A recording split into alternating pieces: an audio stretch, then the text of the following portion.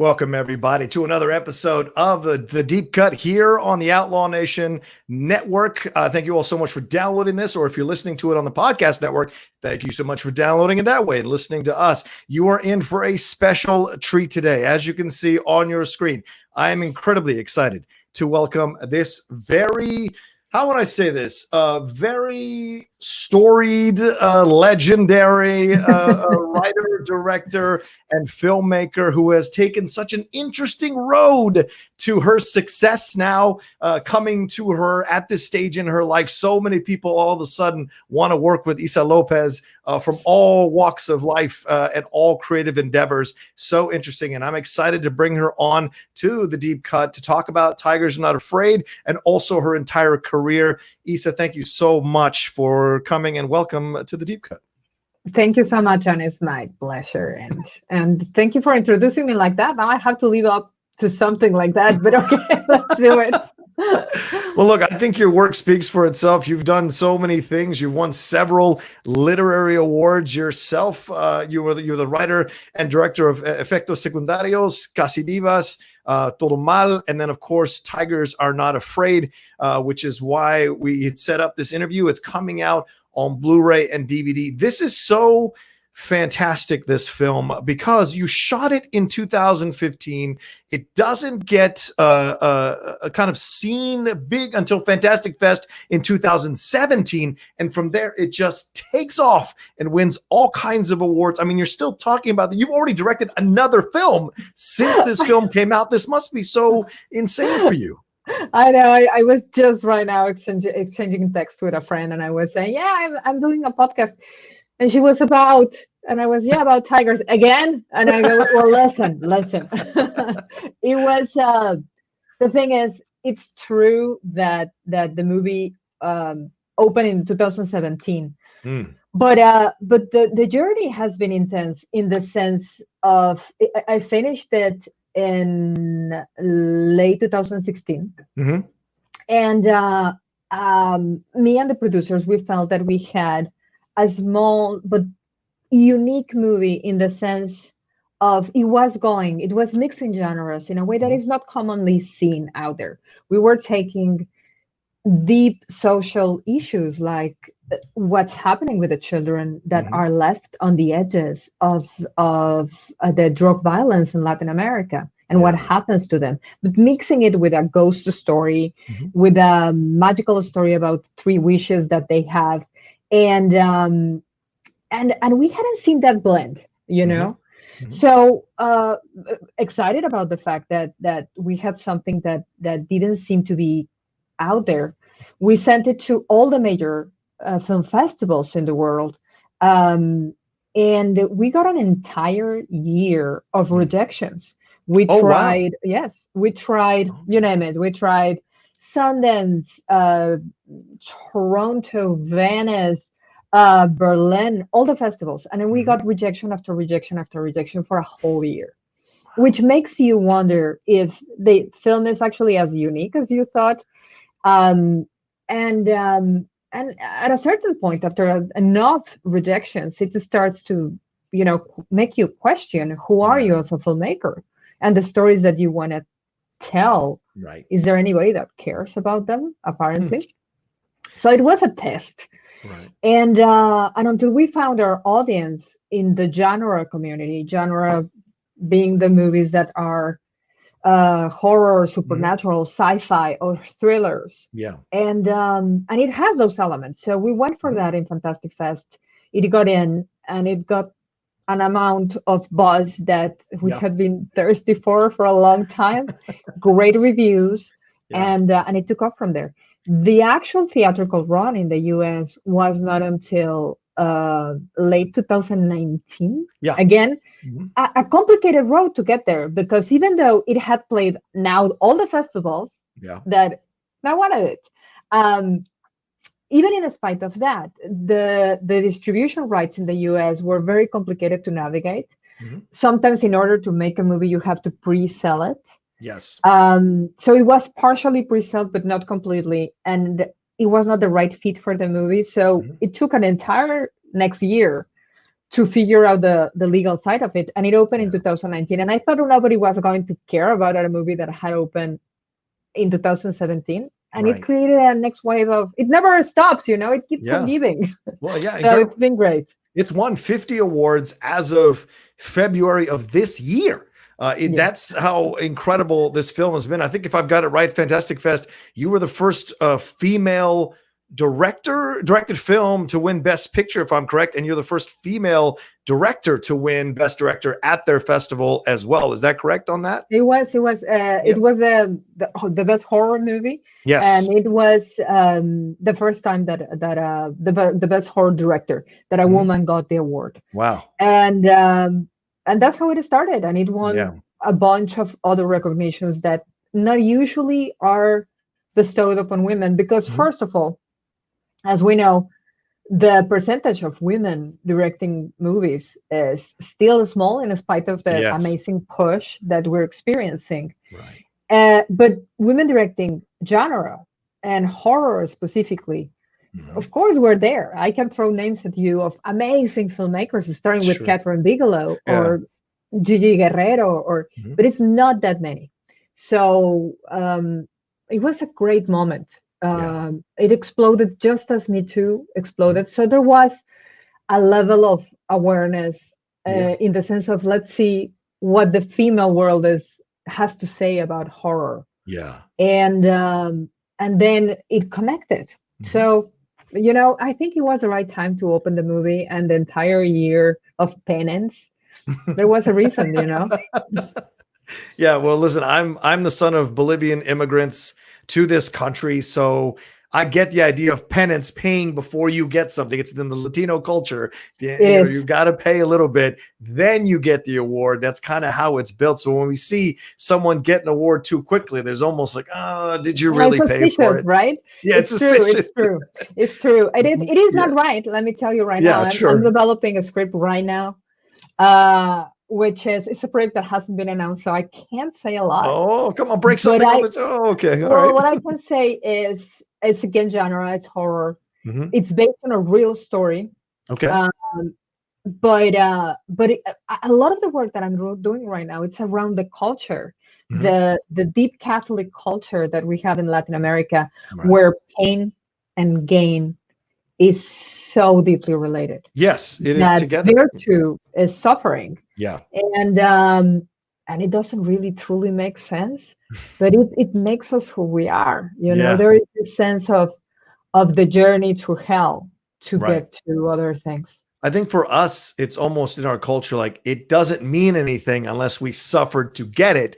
Then once we achieve it, then we deal with the feelings of like, do I deserve it? So it's all of that mixed in. Listen, our culture is a very, very messed up culture sometimes, It is, but it's how we approach the world. And that's what I found about your movie that was really fantastic to enjoy, because it's a tight hour and 35-minute movie. It's consumable, but it affects you so deeply from beginning to end. And I don't think do you have an extra level if you've got a Latino upbringing, Latino culture? Yeah, because I mean, my mom and dad told me about all those weird creatures that exist and things of that nature. You get that no matter what country you're from, there are stories for that. But I think universally, this speaks to the idea of what happens when you allow a culture to slide into this kind of neglect to children, neglect to the young ones, neglect to the family unit itself overall, what can happen and what it can lead to. Because we see in your characters, they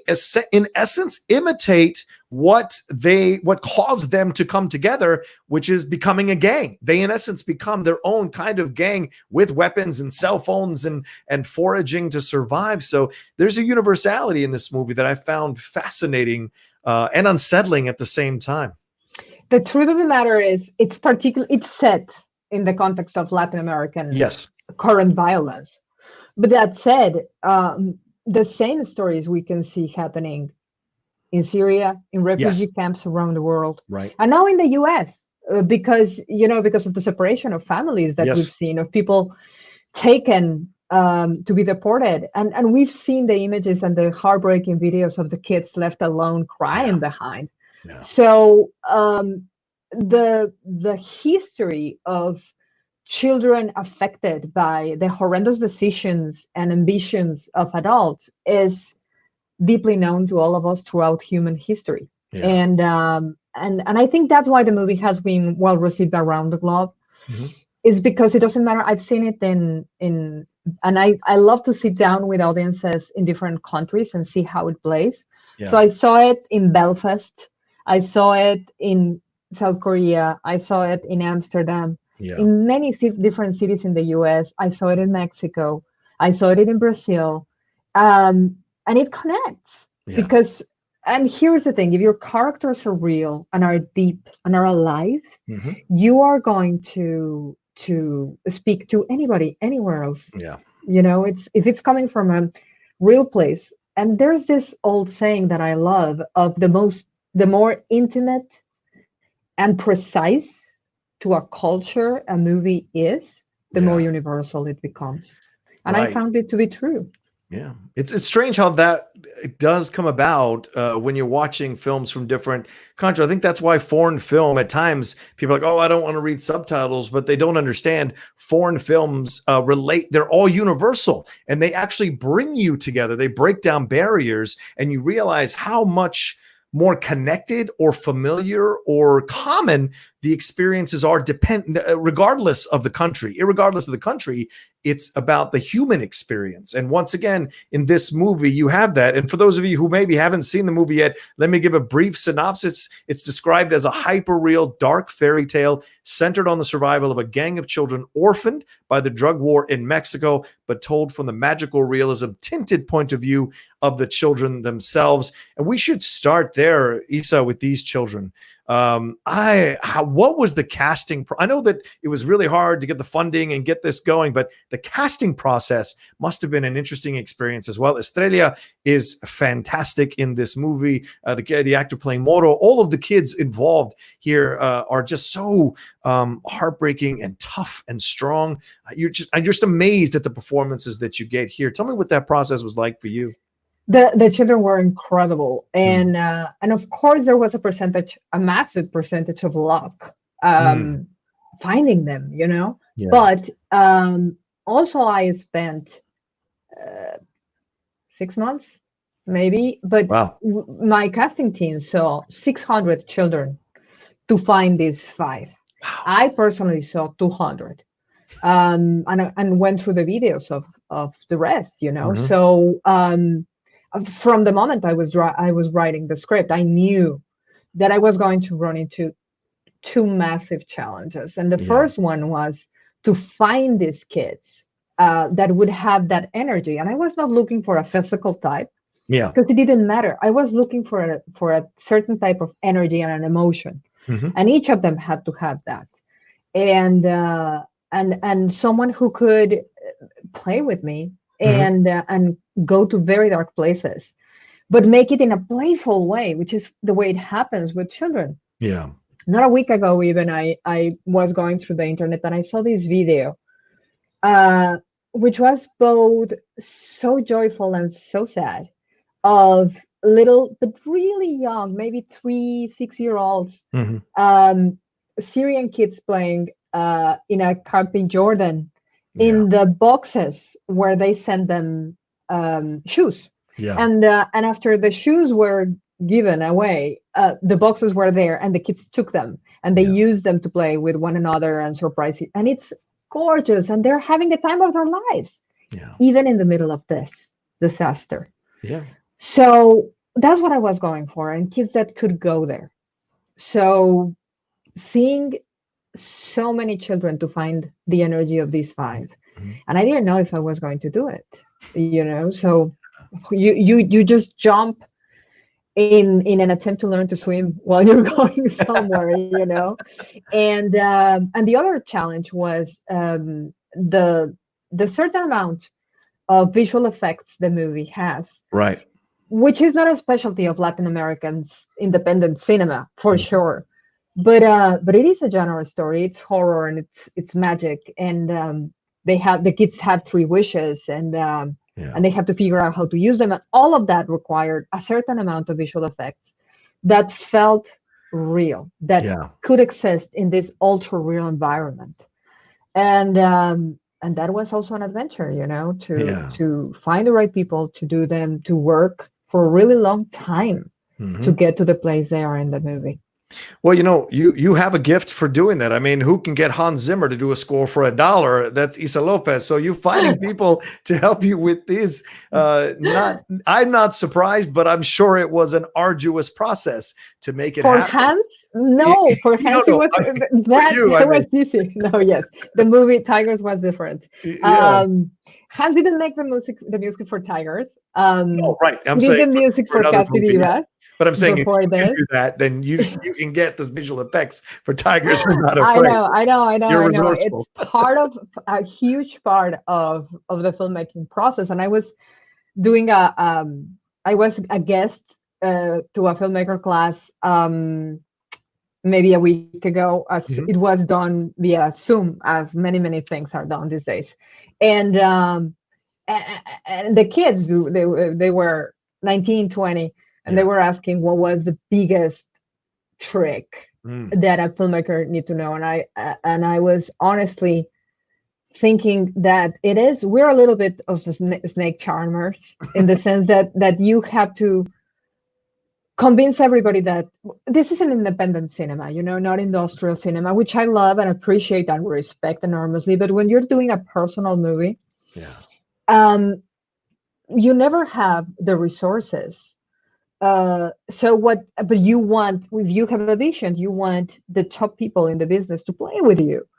And the only way is to have a story, again, that comes from a place of truth, that you're honestly telling from a very personal point of view in a way that only you can do, and get people invested in the fact that this story has to be out in the world. And that's how you enlist amazing talents, and respecting them and listening.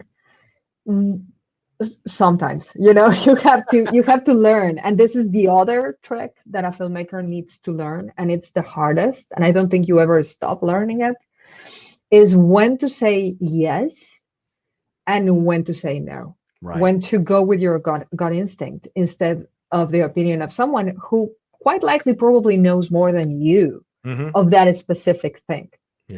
And on every decision, and there's so many decisions on every single hour of the process, you have to choose from the color of some character's shoes to the location of where something is going to be shot, to who is going to be your photographer, your DP.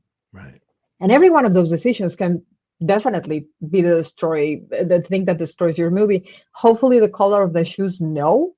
but the way that the characters come together, definitely yes. So that's hard for should I go with what I know and feel, or should I listen to someone that I picked because they know how to do that role? And that's a very interesting division. And sometimes what you say yes to on one movie, you'll say no to on another movie because of the situation and everything around that particular decision on that movie. I will say the shoes can be important. Ready or Not, her yellow sneakers were really a cool part of the movie. If you see, so it is true. It is true. Yeah, it doesn't work out of this. And that's a horror film. This is in essence a horror film. You do wait to drop the big hammer until the end, and when you drop it, it is breathtaking, and it makes you stop while you're watching the movie. When Estrella, I don't want to give anything away from people who might not see, but there's a scene where Estrella gets dropped into something and witnesses and sees it, and you're just like, oh my God, it's heartbreaking on so many levels. What your career is TV writing. Obviously you're a literary writer as well, but telenovelas, romantic comedies, teen comedies. How did you find your way to swing all around into the horror genre for this film? What was it that spoke to you that this was the time for you to do something like this or explore this genre? Because I have been waiting my entire life. I have, my upbringing is, I was a lonely child because my mother died when I was very young. I was 8. She died of natural causes, which is a very different experience than what the kids in the movie, the characters in the movie, go through. Yes. But that said, there is an incredibly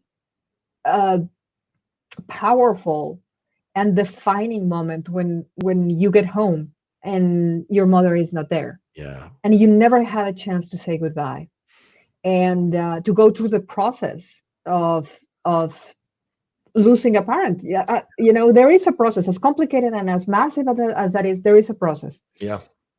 And when you don't have that chance, what happens is you end up dragging ghosts behind you. Yeah.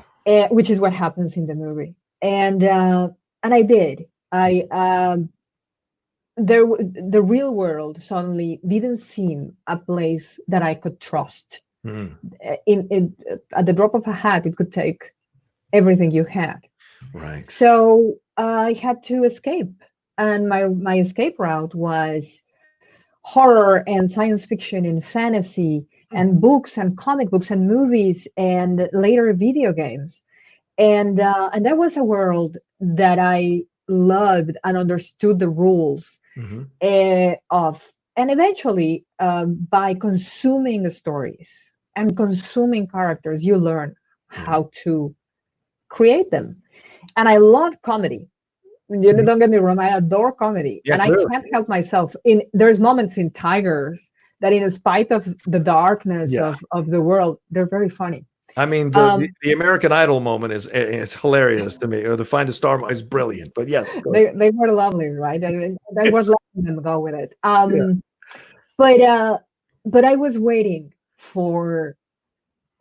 and also scared of exploring a universe that I was was so in love with and had been in love my entire life. And because I love the masters, you kind of abstain from doing that, because you know how amazing a storyteller can be in that arena. But it was time, so I just closed my eyes, and there's this thing that David Bowie said in an interview that for me has been an endless source of inspiration. And he said that as an artist, the place where you want to be to be creating the right kind of art is where it's a little bit like going into the ocean, and where your toes can't feel the ground anymore. Yeah. That's where you're supposed to be. And I needed that moment. And I had explored comedy, and I knew it, and I knew the mechanisms, and it was time to go into my true passion. Yeah, well, that's what I'm doing now with this channel. My feet have not touched the ground. I'm swimming, and I'm scared, and I'm nervous, but I'm also excited because of the possibilities that could happen. So it feels like I'm doing the right thing if I'm scared. It is the right thing. It is the right thing. Be scared. It's the best tool. Did you also feel that, diving into the superhero stuff makes sense so much, in the fantasy and the horror, because most of the time those superheroes have lost someone really important to their lives, which has made them become superheroes, or help them in the process of becoming superheroes, helps them in the process of getting over the loss of somebody. And maybe in a subconscious way, you gravitated to that kind of stuff because it showed you there was a way out, there was a future, there was something positive that could come out of this. And I wonder if that was all mixed into writing this story for your own experience, having lost your mom, connecting. Estrella loses her mom in the movie, maybe something you needed to explore for yourself at this time in your life that maybe you hadn't opened up yet, or hadn't opened the door to yet. I wonder, did anything come up for you as you were making the movie on a personal journey, shooting the film? Completely. The thing is, when an experience like that, like losing a parent at that age, you're very much aware of the fact that it defines who you are very quickly and very early. And as you grow, you deal with it as best you can, and you use whatever tools you can, from writing itself from creating and telling the stories, to deal with your own demons. to therapy, if you can afford it. And I did at some point. I still could right now, but I'm good because I made a movie. I'm kidding. I got it all So, out. I got it all out. so, I wanted to, and I was completely convinced that I was over it. A friend of mine says, if you're over 30 and you're still talking about whatever happened with your mom, maybe you have to do it for yourself. And so you think you figure it out. Right. And then I sit down and to write this movie that was not for anyone else, but for myself. Right. And I do it in a very honest way. And I think when I see the story I'm telling here, that it is going to be the most removed from my own experience story I've ever told, because these children go to something that is hard to imagine when you belong in a certain social bubble. I grew up as middle class Mexican. Yeah. So although violence is in the edges, is rarely central. Rarely. Mm-hmm. It's becoming more common now. Yes. Sadly. Unfortunately. But so I was completely convinced that I was portraying a reality different from my own. And in talking to a dear friend of mine, but this is, drafts into the writing. Mm-hmm. I did say that this was going to be challenging because it was a very distant, and she just turned to me and said, darling, this is the closest you've ever written to anything ever in your life. This is the story of a girl that gets home and doesn't find her mother there because she died. And she's dragging the ghost for the rest of the story until she has looking for a chance to say goodbye in the right way, in the proper way. Closure. And having closure. Yeah. And I was speechless because it's crazy when you have something that close, sometimes you don't see it yourself. Right. And once I understood that I was telling my own story in a way, I could go fully nakedly emotional into the journey. And now I can say that maybe I am done with the mother loss. Yeah. But it was, it is expensive therapy to have to make a movie about it. I hope it worked. I think it did work. It's an incredible film. It's very well received all over the place. It's almost 100% on Rotten Tomatoes, with numerous critics chiming in about how much they enjoyed the movie. So yes, I would say you definitely. And maybe that year where it was getting rejected all over the place, there was a sense of like, well, did I do the right thing? But in the long run, you did. And if you put to bed those ghosts, even more so. And as an artist, I feel like you earned it. Like you had done all this other things. So maybe doing something personal for yourself at this stage in your life when you were ready, maybe subconsciously ready to finally confront this thing and put it to bed, was the right time for you. I think it was. Yeah. I think it was. What it makes you wonder though is, how many other issues do I have to go through to have the movies that I want to put out, And well, fortunately, there is some still, so not everything is solved. That's what I keep reading. You got a lot of stories coming for sure. When you're looking at something like this, is there, and it's such a phenomenon now, do you feel a pressure? I know you already shot a fourth film, but do you feel a pressure now going forward to kind of match what happens here? Or is this more like a nice gift that came along and you got to resolve some stuff and you put it in a special place and you go to the next thing? Like, what is there any, as a filmmaker, do you feel the pressure to have to live up to that really kind of blew you up internationally? No, I absolutely and totally do. There is, for the international audiences, is Tigers is the movie that put me out there, as you well said. And in social media, anywhere, often interviews, whatever it is, people come gorgeously across to say how much they enjoyed the movie, how much it affected them. And it always ends the exchange with, I can't wait to see what you do next. Which I can't. What do you got next? I can't wait. Yeah. But putting together a movie is not nothing. It is a very complicated process. It's a lot of money, even when they are tiny. Yeah. It's more money. my smallest movie, production-wise, which is Tigers, Yeah. is still more money than what I've ever seen in my life. It's an amount of money that you never see together. Yeah. So what comes next is, let's see what happened after the movie was finished. Is even from the process of writing it, I had a deep feeling that Guillermo del Toro, if he read the script, he was going to respond to the material, because in a way, it's right down his alley. It's ultra real conflicts of the very real world from the point of view of children and fantasy. And he does that like nobody's business. Yeah. And I felt that he would respond. And I was simply not able to get through to him. He's, the busiest man in the world. Yeah. Yeah. So I ended up finding a way to make the movie, and I made it. And when I finished it, and I looked at the finished cut, I had a deep feeling that he needed to see it. Wow. And again, I tried, and it's, you don't even have to read the script. Here's the movie. And it was impossible to get to him.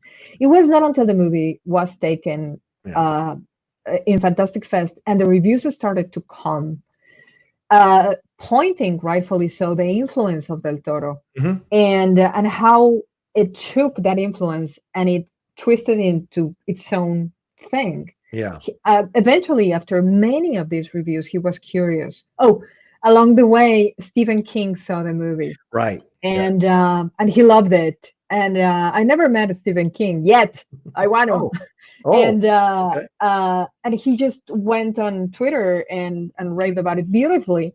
Yeah. And they follow each other. But I also tagged Guillermo on that, and I was like, hey, Stephen King saw that, and you and I are Mexican. Shouldn't you be watching this, baby? Oye, vato. Come on. I'll buy the beers, man. Come on, man. And but eventually, he did. Yeah. And I knew that he was going to like it, and he did.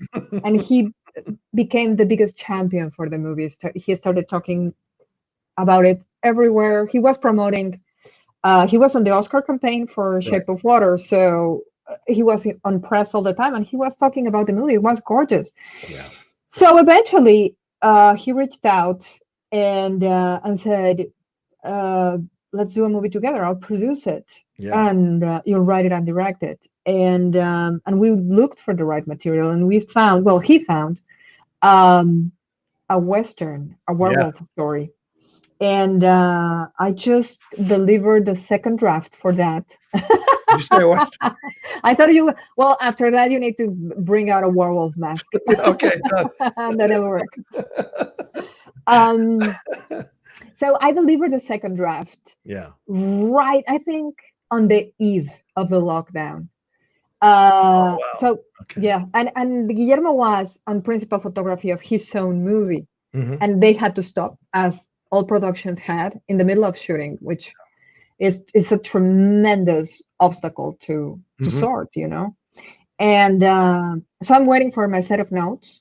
Well, he's probably figuring out how to keep the movie alive and post-producing what he had and putting it together. Yeah. But there's that, and it's beautiful. I'm super excited about it. Yeah. And there's another couple of really amazing projects I'm incredibly excited about. Yeah. One of them has been announced. It's a movie. The one with Guillermo is set up at Searchlight. Right. This one too, but this one is produced by Noah Hawley, who is the producer of Fargo, and is going to direct and write now Star Trek, the new one. Yeah. Noah is great, and we have this. Lost Souls, right? That's what the book of Lost Souls is the name of the shortest stories based on. The movie is called The Book of Souls. The Book of Souls, okay. And it's about, in a way, is a Children of Men, but from not the scope. It's an intimate story, right? But the idea of we reach the end of the line, and babies are being born without a soul, because we run out of souls. Wow. But it's told from the perspective of the mothers that Yeah. don't know what's going to happen with them and with their babies. Okay. And that's an amazing, strange, dark Right. universe. And I delivered I just delivered a week ago the second draft for that. Yeah. And let me tell you, it was not fun writing about the end of the world in the middle of this. Yeah, I'm sure. And then finally, I've been working on this story that I told you that I cannot tell you a lot more. It's gonna be soon. But it Okay. is horror. It's a different place where it's set up, but with an Is this for incredible. Legendary? Can you say if it's for because I It's saw not it Legendary. place. Okay. All It's right. not Legendary. You're also But, working on a musical. Are you working on a musical as well? I read that. yeah, Is well, that still happening? there's a musical at Paramount, Yeah. and Paramount went through uh huge, massive changes. Oh, okay. Well, that happened. I stepped out and let the movie rest for a little while Mhm. until every piece on Paramount falls on place. Right. And we'll see what happens with that. The truth of the matter is, where I want to go now is to dark places, and I want to follow the path of tigers rather. Like, yeah, it's like a bloodline that's leading you to the dark places, like in the movie, for sure. Very much. Yeah. How excited are you to be amongst this wave over the last few years of Spanish filmmakers who are receiving attention and awards and acclaim for their work? You know, you mentioned Del Toro Inarritu as well. You know, Roma was so well received.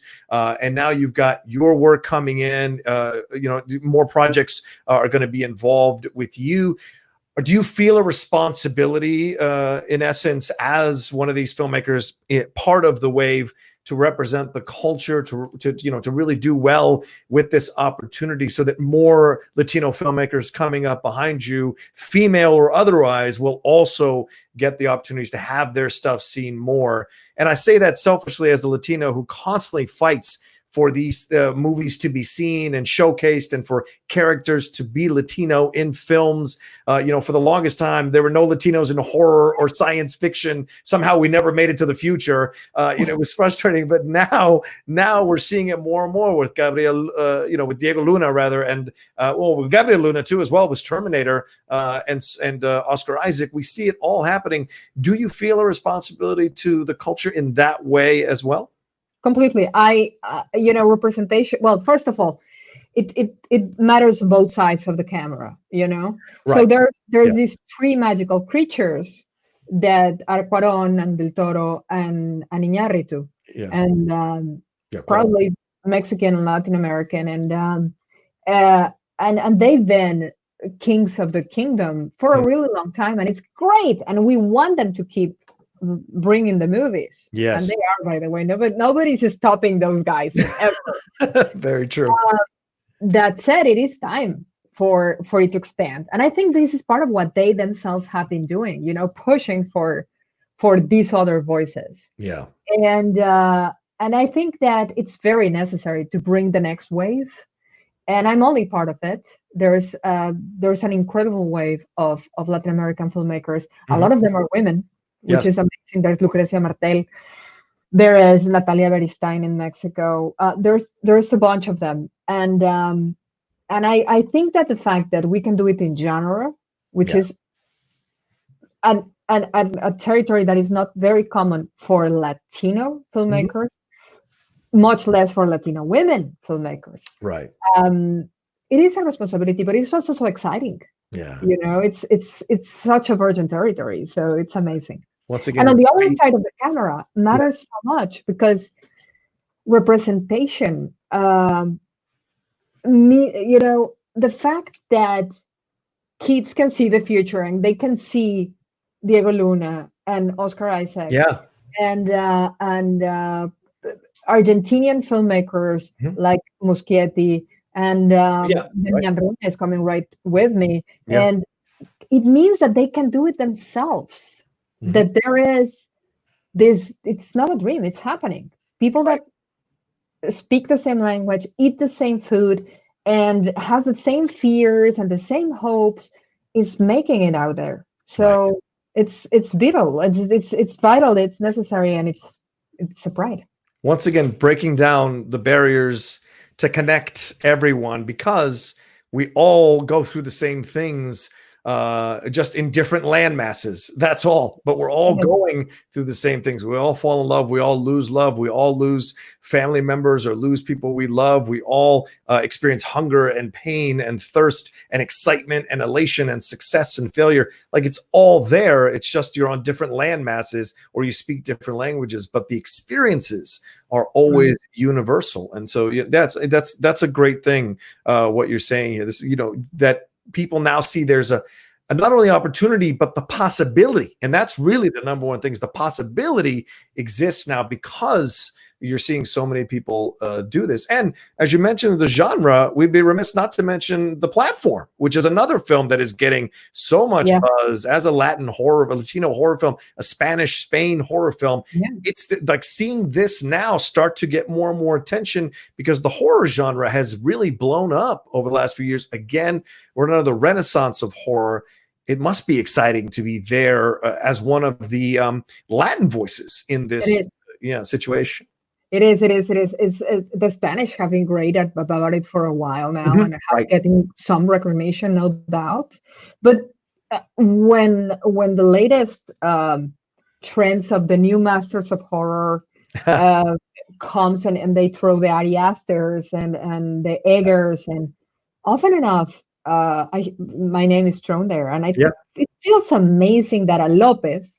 There are so many of us in there. So it's an honor, and that's goes to what you were saying about continuity, to making it about more than one movie or two. Yeah.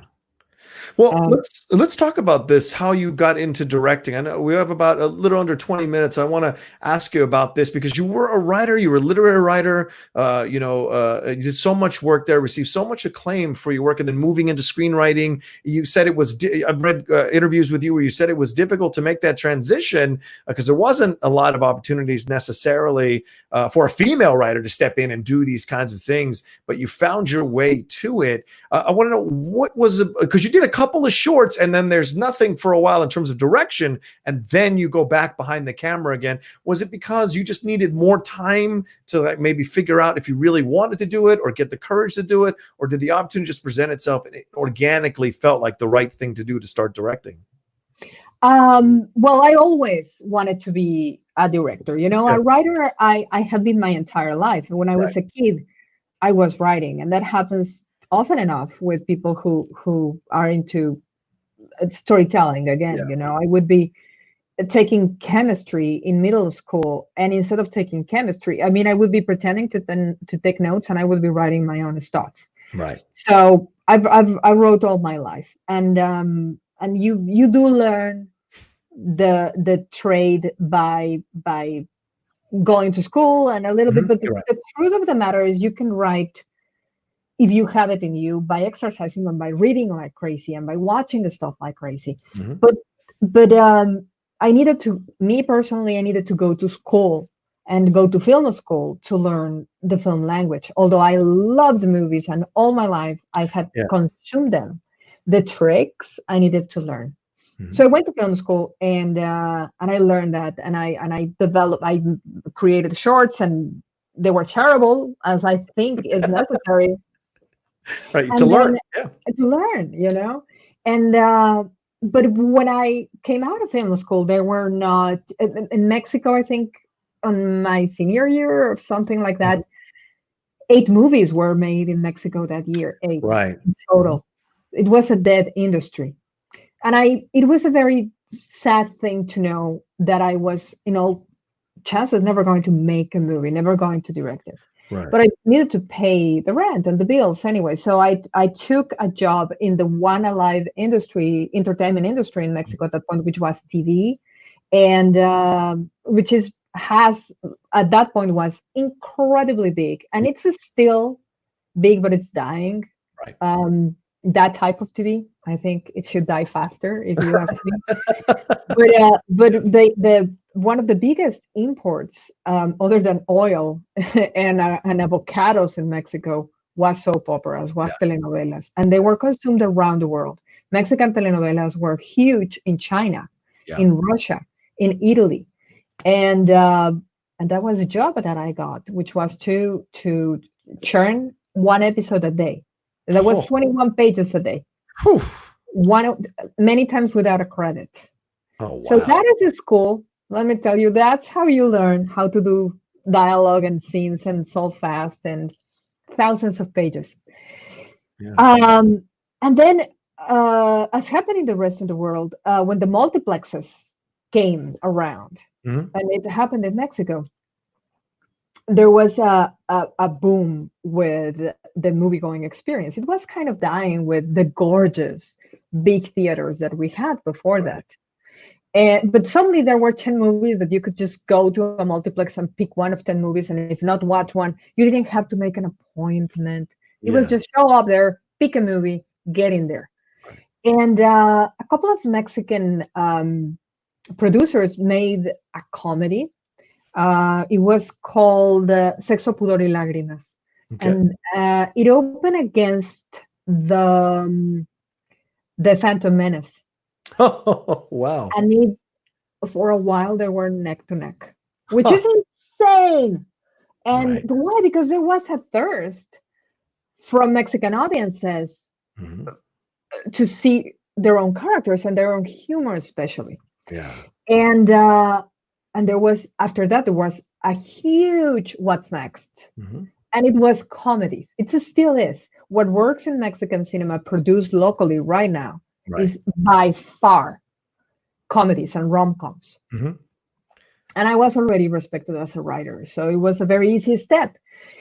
And I wrote the first rom-com Yes. that came back and created, I don't know if that was a good thing or not, but it created a huge industry of rom-coms. I didn't direct that. I don't direct rom-coms. Right. It's not something that I feel that I can invest 2 years of my life and all my energy as I do as a director.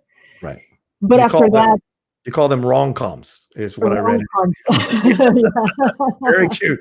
Very cute. I like that. It's just a very bad formula. I'm sorry. The fact that we're programmed into believing that bad boys are cute and that we're going to get it wrong and then try again and get it right, and it just makes for a lot of unhappiness in the long run, guys. Just let me tell you, if you're expecting to get what the movies offer. Anyway, true. but I wanted to make a comedy. I love them, and I wrote my first comedy, which was Efectos Secundarios, Side Effects. Yeah. And because of the success of the romantic comedy that I wrote and I didn't direct, it was acquired by Warner Brothers, and it was produced and it did really well. Yeah. And it was a dark, twisted little comedy. So I went down that lane and I stuck to it as a director. And I wrote a gazillion comedies and rom-coms and other things in order to pay the bills on a daily basis.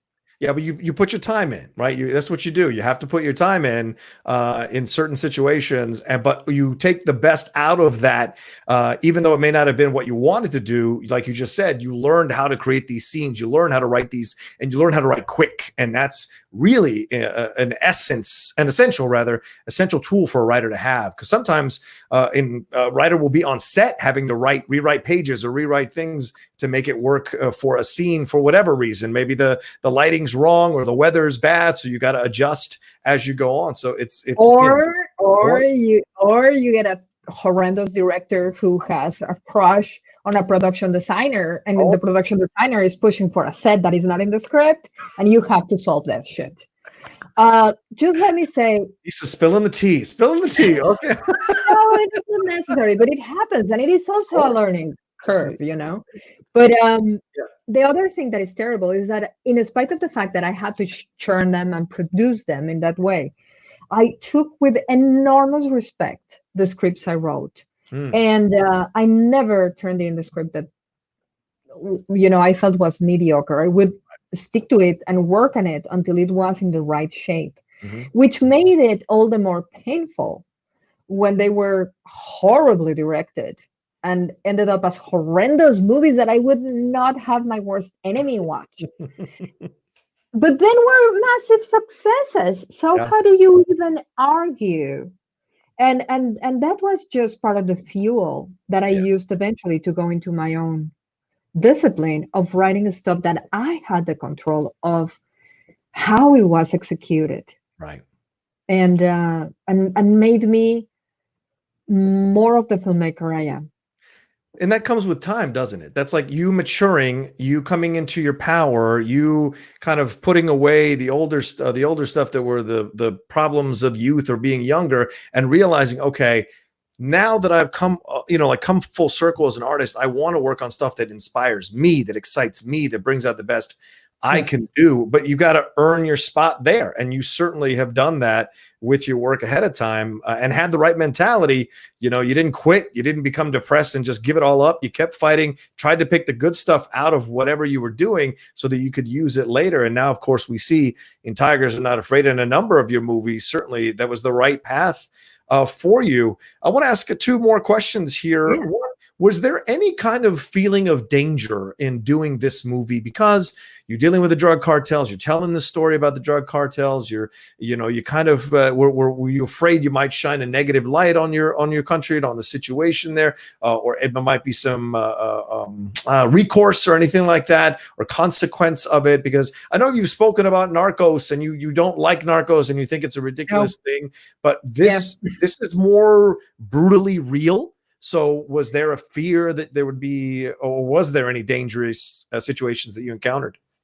No, and no at all, because the deal is Mexico is a country where it's so out of control right now. The after the drug war started, this latest incarnation of the drug war started, which started in 2008. You're right. We had back then maybe 4 or 5 cartels running the show in Mexico. Right. And as chaotic and outlaw as that was, there was a certain order in the chaos of that universe. Yeah. A certain method to that madness. But then when Felipe Calderon, the president at the time, declares war on the cartels, what he does effectively is he gets rid of the heads of some of the cartels, creating the space for smaller, newer cartels and the division of the big cartels, creating a big, crazy, violent, thirsty for power chaos under the chaos that we had.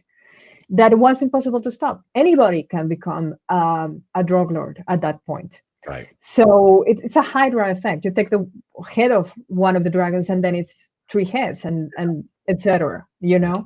So by the time I shoot the movie, there's so many cartels, so many alliances with the government, and everybody knows. It's not a big secret. In the movie, there's it's the same people. The politicians are the dealers. Yeah. And it's not a secret. And I didn't want to make it about this or that specific cartel, because then it would be, I think that the message would be, get rid of that guy and we're good. Right. It's not that. It's bigger than that. It's too simple. So I was not afraid of that. I was afraid that funding the movie was going to get more complicated because of the explicit relationship between politics and the drug cartels. Right. But nobody really picked up on that, which is insane. So the movie was funded, and nobody worried about that. And finally, yes, I did question the image that I was portraying about my country. But here's the deal. What's going on in Mexico and in all of Latin America is the responsibility, of course, of the governments of each of the countries, and of the people who allow those governments to get there, meaning us, but of the US and the international community consuming the product, and supplying the guns, supply and demand. the bullets that are fueling this war. And it needs to be said. What I didn't know was that the children that I was portraying in the movie we're going to be the children that are detained Oh, in the right. camps Yeah. along the border. So they go through hell Hmm. to get across the border and escape, and then they're put in a box. Yeah. So that matters. They need a name, and they need a face, and they need a backstory. So the movie matters now more than when I made it, and Mhm. that's a sad thing, Yeah. but Yeah, I it's agree true. with you. I agree with you 100%. You're right. I mean, that experience is its own horror movie, to be honest. You see those pictures, you see those videos, and you see the lies that people are telling themselves so Mhm. they don't have to stop it, so they don't Yeah, have to protest it. So, I mean, like, we should be in mass storming those areas yes, and releasing those kids and figuring out what to do. It can't just be, oh, you shouldn't have brought him up. People address things as if the people coming up grew up under the same conditions you did, instead of trying to understand what conditions they grew up in. It's a limited thinking to be like, oh, everyone is just like me, and they should have said this, and they should have done this, and they should have done that. It's less effort to do that than to try to understand the situations here. And it's a very it's a very easy blanket yeah, attitude yes, to say, oh, these kids are breaking the law, right, and as long as we don't understand where they are not acting up as duty as human beings, hmm, because as you said earlier, borders are imaginary, man, and in no other time better than this, where borders mean nothing yeah, yeah, to they mean nothing yeah, for a virus. They mean nothing. right. If you it was so funny. I'm in Los Angeles right now, Mhm. and over the weekend, um not Los Angeles had a closed-end beach system, and the weather was amazing. Yeah, But you could see the lines where people were not allowed into the beach, and then the lines, imaginary lines, where people could be on the beach. And hmm, I found it sadly ironic that there's this attitude of, well, it's not Los Angeles. Yes, but they're opening their beaches because they have less opportunity of contagion, and everybody else is going to come in. It's just yeah, you're not understanding the point. Lines are imaginary now right, more than ever, yeah, but always. yeah.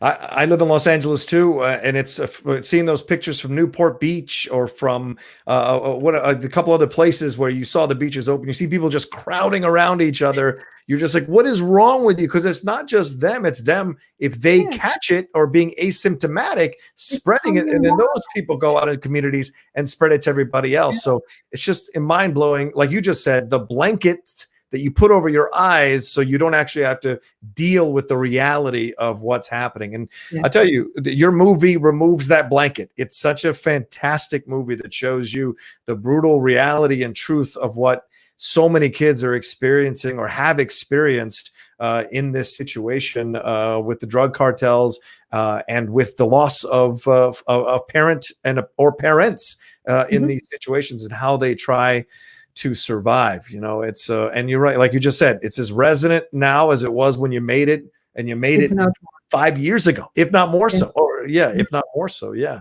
which is unfortunate. yeah, But maybe the film in a way is being so well received because this is the first time people are really getting a window into what's actually happening. Even if it's a fantastical window, it feels very real. And yeah. that's a power in your piece, absolutely, and in your film, Issa Yeah. Lopez. Thank you. We're at the hour mark. I can't believe already. I have like 20 other questions to ask you. Maybe I'll run into you at a Trader Joe's and I'll get to ask you again. We'll do that. We'll We'll see. do that. But Issa, please, what would you like?